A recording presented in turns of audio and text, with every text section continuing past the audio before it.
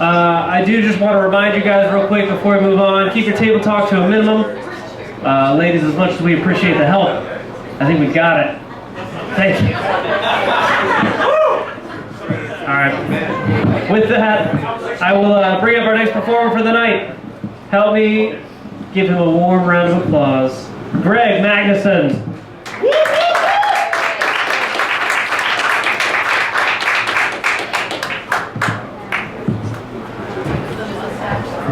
Alright, so, how are we all doing tonight? Good. I guess you're doing awful. That sucks, because I'm about to make it way more awful. But anyways, so, I had something really funny happen to me about like a week or so ago, and maybe you can help me with this, because I'm still really puzzled about it. And I might be puzzled about it because I was really high at the time, took a couple of bong loads. You know, they're just those situations that you're just not capable of handling when you're really fucking high.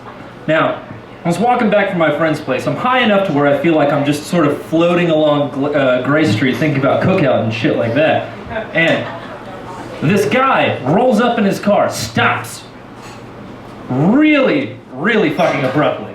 Like he's got something that needs to be solved. And he stops, and being high as shit, I'm assessing the situation. Some Ethiopian food place that I've never heard of, their delivery driver stops and looks at me. He obviously can't speak any English, obviously straight out of East Africa. He looks at me and says, "Hey, you, where do the blacks live?" Excuse me? Where do the blacks live? What? And so he says one more time, very deliberately, "Where do the blacks live?" So I just said, "What?" And he gets really mad. He throws his shit into park. "I am not from Richmond. You are from Richmond." "Yes, yes, I am from Richmond." "You, yes, me, are from Richmond." "Yes, me, I am from Richmond." "I am not from Richmond." "Okay, where do the blacks live?" So I just said, "I don't know," because I'm white, and who wants to get into that predicament? Because he didn't say, "Where do all the blacks live?" Where do the black people live? He said, "Where do the blacks live?" And I'm not gonna look at him and say, "Hey buddy, well if you're not from Richmond, you're gonna have to narrow down your search a little bit more." In case he was looking for Joe and Betty Black and their 3 retarded kids with a really interesting taste in ethnic food. So, I just said, "I don't know," and apparently that was a really easy question, but you guys can feel me on this, right? Like, I'm not gonna put myself in that situation with the blackest guy I've ever met in my life. Because, you guys know what it's like. Any sensible white dude here knows what it's like when you you think you're gonna be really funny. It's like, "Oh, is this the appropriate time to tell a black joke?" And there's a big black guy, like fucking LeBron James height, standing right behind you, and you know that when you tell the joke because all your white friends around you just go and just sort of fucking ignore you. And I love it. I love seeing people with my physique and my skin color tell black jokes in that situation because they all revert to the same tactics. We all have the same. First, you have to turn around to the guy and act like he totally didn't hear that joke. "Hey, what's up? I totally didn't see you there." And then you sort of just like crumple into like the smallest, most pathetic like stance that you could ever just sort of conjure up to make him feel bad if he were to hit you like, "Oh, this is a little pathetic little white guy. Sorry, I've got some comic books that need organizing. I'm expecting a French horn in the mail at 4. Anyways, enough about that, because obviously. Anyways, so, another thing about me, other than the fact that I'm very awkward around black people, I think part of the reason for that is my parents used to send me to like this really awkward, really crazy Christian camp when I was a kid because they didn't want me to grow up to be a drug dealer, which,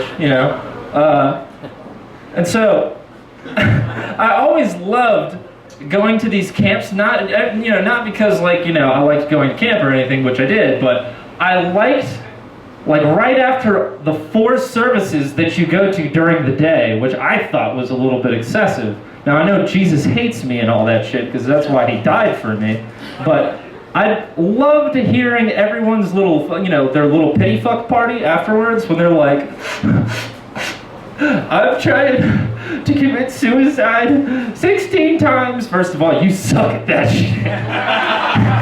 If you've legitimately tried to commit suicide 16 times, you know what? We've written you a pass, dude. If I ever ask you what you're doing today, I'm expecting that your answer is going to be, well, I think I'm going to fill the bathtub with Mountain Dew and Cheetos and listen to Mad World on repeat while I cry and bite my pillow. You know what I'm saying? I don't think Jesus can help you with that shit, dude. Like, there was one guy who was like, I'm a chronic masturbator, so that's why you bring your yearbook with you everywhere. You sick fuck. Anyway, so, I'm not really a stand-up comedian. I'm sort of, you know, just up here talking to you now. I ran out of material. So, that's it for me. Thank you guys for laughing a little bit.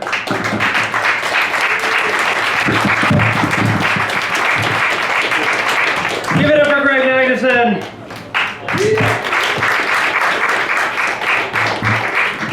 Alright, this next guy coming to the stage, very, very funny. I'm excited to see him. Please give it up for Micah Bam Bam White. Hey guys, we have just a few more comedians left tonight, so stick around. Help me welcome to the stage right now, a good friend, Danny Rathbun.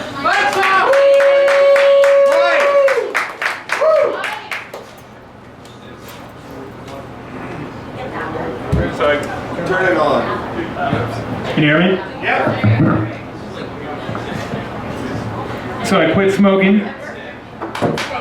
Don't applaud that. I'm embarrassed to have quit smoking. Quitting smoking is the lamest fucking thing ever. I have given in. I've been brainwashed by big non-tobacco. And they're so fucking evil, this big non-tobacco. They brainwash you. This is a multi-billion-dollar corporation bent on selling you fear. That is their job, to sell you fear. They've got to keep you shitting your pants, afraid of smoking day in and day out, or else the money dries up. All the donations the government grants dry up, so they keep you afraid. These are evil, evil fucks. These are sick, sick people we're dealing with. These are rich executives in golden skyscrapers jerking off to horror movies. And instead of locking these perverts up, we're giving them magazine ads, TV ads, billboards, whatever they need to spread their twisted view of reality. And the worst part is, these people are going to our elementary schools and they're pushing this sick shit on kids. They're brainwashing these impressionable young kids before they're old enough to know better, and they're indoctrinating them with songs and bright colors and cartoon characters, teaching them that not smoking is cool. They got cartoon characters like, hey kids, you want to be just like the cool kids, don't you? Well, the cool kids don't smoke. So if you keep your head down and follow the herd, you can be just like me, Sammy the non-smoking sheep. They teach these kids, they get them, they hook their talons in these fucking kids, and they get them hooked on not smoking when they're too young to know any better. Because they gotta get a whole new generation of non-smokers ready to grow up and buy fear. That's their job, that's what they do. They sow fear. And they push this myth that not smoking is cool somehow, which anyone with half a brain can see is fucking garbage.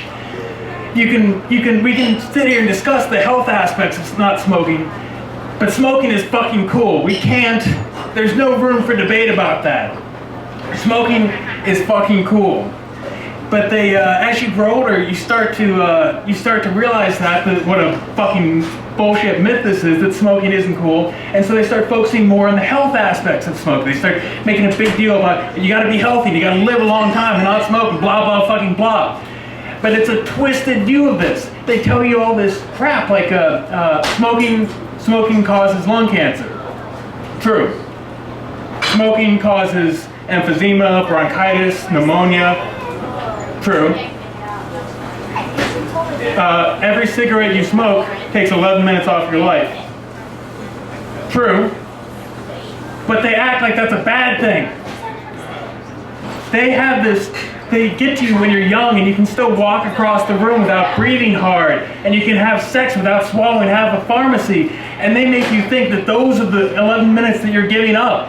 But you're giving up 11 minutes at the end of your life. 11 minutes when you're old and your life is crap. Those are the minutes that you're losing. You're losing 11 minutes of sitting in a nursing home, shitting your pants and staring at the Weather Channel. You're giving up 11 minutes of You're giving up 11 minutes of sitting by the phone waiting for your grandchildren to call so you can bring a momentary spark of happiness and human connection into the empty nightmare that has become your life. You're giving up 11 minutes where if anyone can stomach the revulsion long enough to fuck you, which is iffy, if anyone can stomach the revulsion long enough to fuck you, you're going to be becoming dust. These are not good minutes that you're giving up.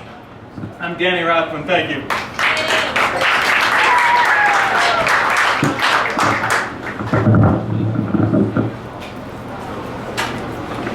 Danny Rathbun! Alright guys, we'll move it along. Help me bring up your next comic, very funny guy. Give it up for Cy. Alright guys, we're moving right along here. Mike! Every time. We're moving right along here. I forgot who the next comic is. Whoops. Who is it, Bill? Eric James. Eric James, everybody. Alright, Cafe, are you ready for your penultimate comic? Yeah! Woo, we're almost there, guys. Give it up for Connor. Alright, guys.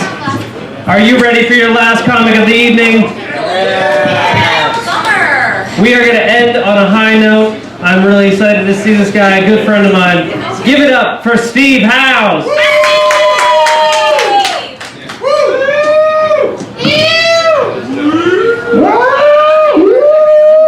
Hey, 12 people, fucking shit. There's still a comedian on the stage. We're getting it. Here we go. Let's talk. It is hot. Me. So, I was in Charlottesville on Saturday. Fuck Charlottesville. Oh God, it's such an awful place. It's just zigs and zags and zigs, and every girl there is like the third hardest girl in any normal group. It's like a town full of sevens that just are graded on a curve. Like they don't even do homeless people right. Like there was a guy who was standing, and like he looked like he was homeless, and he had bags, and I was like, oh, you need some change? He's like, no, I have some Chinese food I need to get to my house. Charlottesville, it's like bizarro poor. That's what it's like. It's fucking Charlottesville. Yeah. So, let's talk about dating. Huh? Right? I'm a man, technically. It's weird, like, guys always talk about getting caught in the friend zone. They're like, oh, what? Because you never know when you're in it until you're, like, at the party, playing Angry Birds while your friend's getting the hand job. And then the guys are always like, nice guys finish last. Ladies, it's not true, right? I mean, it's not that nice guys finish last. You guys don't all just like assholes, right? No? I didn't think so. So much potential. Thank you. Well, that means I'm not perfect now, and that You're don't hurt. better than Angry Bird. Well, thank you. Because like saying that women only like assholes is only half the battle, really. You guys just like excitement, right? You guys like some shit to get stirred up. You know what I'm saying? That's why I start attempted mugging at every first date. Any of you lucky girls could be at Red Lobster with me, and I could be like, oh no, it's certainly dark here. I forgot my wallet. Well, no, then you have nothing. No, then you're gonna get raped. Jesus Christ. Oh, that's more than I signed up for. I don't know how to stop those. I only know how to take Instagram pictures. It's really weird. I'm sorry, okay. So, let's talk about some real shit. Trayvon Martin. That's right, nobody's brought it up. I'm surprised. It's all in the news. You guys know what it's about, right? We all know Trayvon Martin. Good, responsible white people. Responsible white people. So, That's gotta stop, guys. Just get that to your racist friends. Because the thing is, I have to have an awkward meeting with my family every time a white person fucks up. The shooter's Latino. Exactly, Zimmerman. I have to have an awkward meeting every time. Because it's like, every 5 years, some shit happens, and then I have to be like, oh, come on. They're great. They're decent people. Jim Henson was amazing. I'm just saying, every 5 years forward gets 20 back, and we're never going to have all the mixed babies I need at this rate. I need so many. Because, like, it's an interesting thing, actually. I've realized that, like, there's a whole black guys like white girls. Well, it's like black guys like big white girls, which isn't true, kind of. We just have more in common with them than the skinny ones, you know? Like, the skinny ones are kind of boring. It's like, oh, word, you used to ride horses? That's cool. No, tell me how green tea is interesting. The big ones, there it is. We have the same shit in common. It's like weed, Chinese food, talking shit. You're not giving the skinny girls ingredients. Hey, it's all right. I'll buy you all cheesesteaks later and we can make something happen. That's how I ball. I throw cheesesteak at women. Anyways, so that's how that works. And I don't know. Oh, right. So men, right? We're expected to have emotions. When did that start? When, because like growing up, it's always like, a kid, you know, like as a kid, you can't smile too much, because your dad will be like, what, you smile too much. Like a guy who smiles too much, it gets creepy, is what I'm saying. And then if you cry, you're getting punched in the chest and told to stop doing that. But in relationships, we're supposed to have emotions. I feel like men have emotions like how dogs watch television. Like we just kind of tilt our head and let you guys project whatever you want to think we're thinking. My in-laws, my mother's coming in town. Huh? Bam. That's how you do it. Now, I'm going to end on a joke. Those were all verbal exercises I used to stretch my larynx.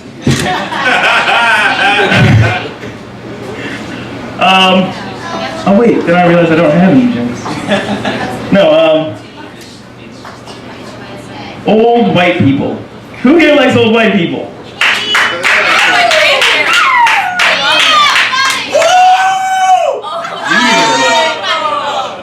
Weird. Young white people always hate white people. Like that's why it's always like, you're a fucking bitch, mom. You're a fucking bitch.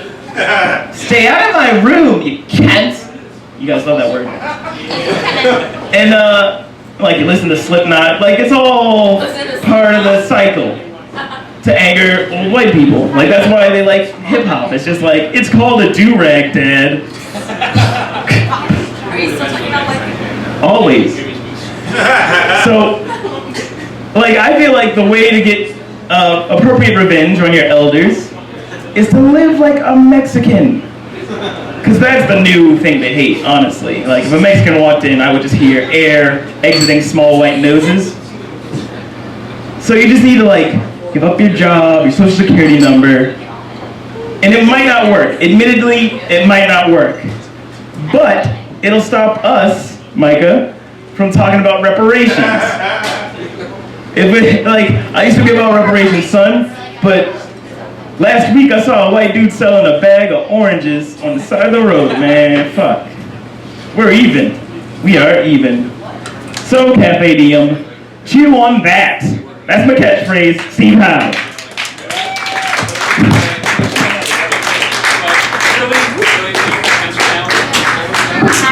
Thank you, Steve. Thank you, everyone. Thank you, comics. Thank you, audience. If you guys want to know when the next show is, I'm going to tell you number one, and then number two, I'll tell you how to find out beer one. If you want to know when the next show is, it's in 2 weeks. And also go on Facebook and like Cafe Diem, and then you'll see it pop up in your feed of when we're having shows. We appreciate it. Thank you guys. Have a good night. Make sure you tip Tony. Thanks.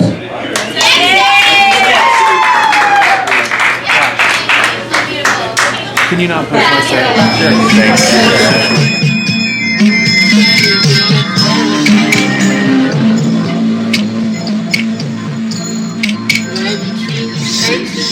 Thanks.